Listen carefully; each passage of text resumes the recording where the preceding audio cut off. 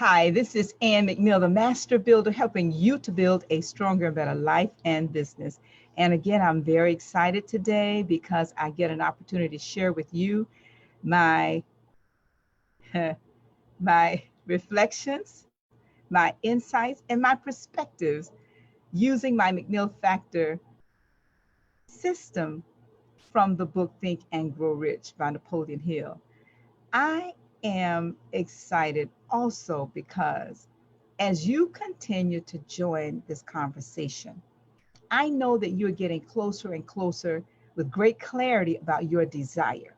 But I'm also excited because as I reread the words of Andrew Carnegie during his conversation with Napoleon Hill, I am inspired to uplift, motivate, and encourage you to do you with your definite chief purpose. So I'm going to get right into the conversation today. This has been a phenomenal experience for me since 1979, 5 businesses later, focusing on helping individuals get greater clarity in their highest income producing areas of their business and their life, like you. But what about you? What is it that you want? Enough about me. What is it that you want? What do you desire? And are you willing to do the internal work with this philosophy to, number one, decide how much money you want.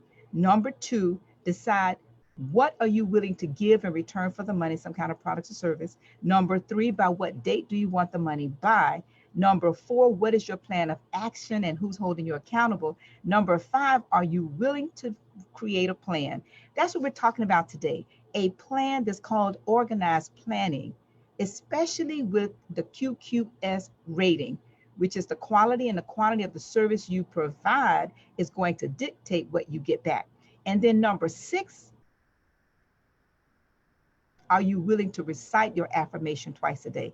That is the long story, very, very, very short.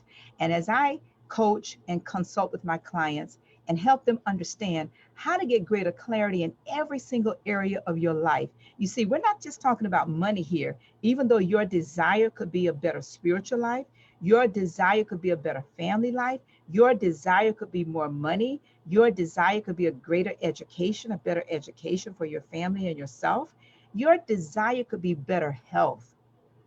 It could be, because your health is your wealth. But your desire could also be centered around your business and or your career. Your desire could also be to have a better understanding about your professional and civic organization and associations that you really should be connected with for the greater profit in your business as you serve. But it could also be your recreational area of your life, that leisure area that sometimes we tend to forget about. But it could also be centered around your creativity. Do you really invest time in your inner work, being a creative, whether it is the utilization of your imagination or the synthetic utilization of the imagination of others? That's what this planning is about. I want to encourage you to consider planning in every single area of your life, not just for today or tomorrow, not just for a year from now, but what about 5, 10, 20 years in the future? I am right now experiencing my 40th year as a part of this philosophy, walking through this book. But let's get to the reading. All right, so I started sharing from this book entitled The Wisdom of Andrew Carnegie, and it's actually an interview between the two men. Napoleon Hill is interviewing Carnegie. And one of the questions that Napoleon Hill asked Mr. Carnegie is this: before you achieved the object of your definite purpose, have you had the use of money, a large amount of it, as operating capital? How did you manage to procure so huge amount of money, such a huge amount of money, starting as you did, without any money of your own? I wish you could answer this question in detail, Mr. Carnegie, because nearly every person arrives at the point, sooner or later, at which he might rise to great heights of achievement, if only he had the capital with which to make the right start. And as we talk about organized planning, do not use the lack of money or resources as an excuse not to start your plan. That's what Napoleon Hill is asking Mr. Carnegie about. How do you amass such a great fortune when you started with nothing? And when you study and read about Carnegie, and even with his own words, let's see what he has to say. Carnegie says the first step from poverty to riches is the most difficult. It may simplify my statement if I tell you that all riches and all material things that anyone acquires through self-effort begin in the form of a clear, concise, mental picture of the thing one seeks. And when you start your plans, you must be clear about what is it that you're planning for. Carnegie is saying here, you must be very clear about what you want. Now, how you're going to get it, you're not going to worry about that. When you're going to get it, you're not going to worry about that. Sure, you put a date on it. Sure, you write a plan as we talk about organized planning. But you have absolutely no control over that. The only thing you have control over, yes, can you guess? The only thing you have control over, can you put it in the chat? What's the only thing you have control over? You. Would you agree with that? Can you say yes, yes in the chat? If you agree with me and the fact that you are the only thing you have control over. So if you are willing to begin your planning with you and the work you must do in getting greater clarity, you got to start with you. You must start with you. And if you need more clarity, then you can check with me and become a part of our Clarity Mastermind. But if you already have clarity and you have an accountability partner, then you are already on your way to doing the work. So now let's get to the reading. I am on page 123 and 124 in the book, Think and Grow Rich. We're talking now about what is your QQS rating. Napoleon Hill says the causes of success in marketing services effectively and permanently have been clearly described. Unless those causes are studied, analyzed, and understood and applied, no man can market his services effectively and permanently. Every person must be his own salesman of personal services. The quality and quantity of service rendered and the spirit in which it is rendered determine to a large extent the price and the duration of employment. And I would also say in terms of contract. Let me stop there for a moment. I had an opportunity yesterday as a part of my daily duties, and I call it my daily date with myself, where I ask myself every day and the spirit to give me 10 ideas, 10 opportunities. And then I then begin to make appointments for those.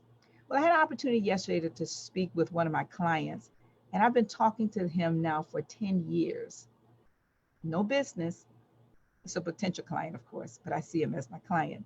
And then yesterday he said, listen, I know we're going through the crisis and everything, but I'm going to be in your area. And I'd like to introduce you to my team because we're looking at opportunities in your area and we all thought of you. Now, did that all of a sudden happen yesterday? No, that happened as a result of 10 years prior, just touching base. How are you? What's going on? Meeting at conferences, meeting at seminars, meeting for professional development. The quality and the quantity of your service and the spirit in which you render it is oftentimes rendered before you get that contract.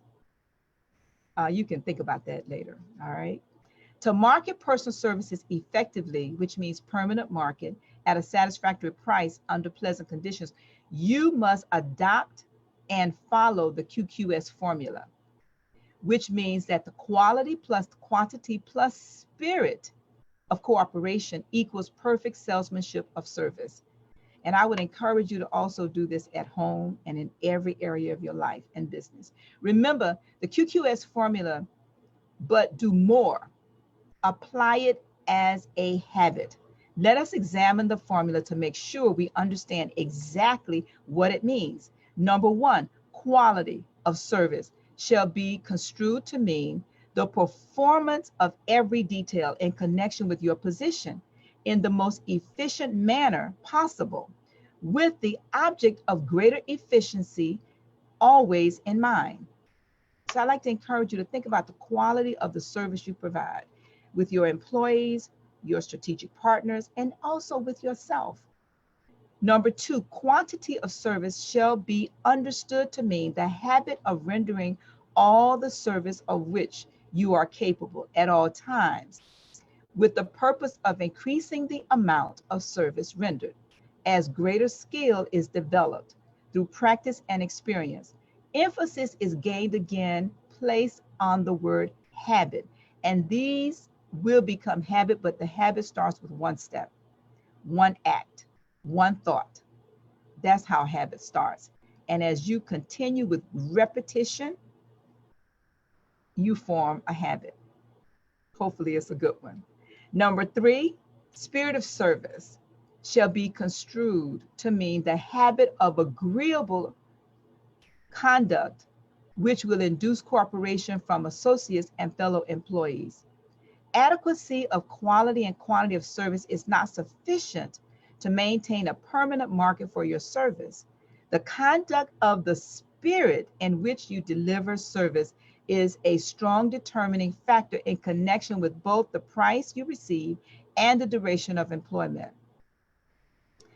Now he goes on to talk about Carnegie, and that's why I think it's important as I share what does Carnegie say in his own words.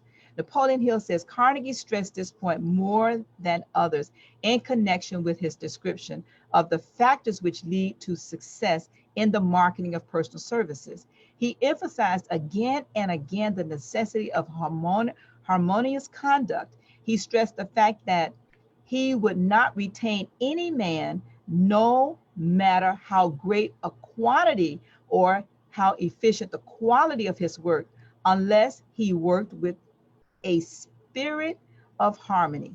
Mr. Carnegie insisted upon men being agreeable. And I'm going to stop there because this is such a critical area of your business and your life.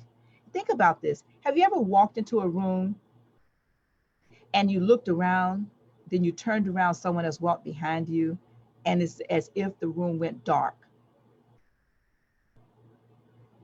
But think about this. Have you ever been in a room and someone walked in that room and they lit the room up without a word spoken? Without a word.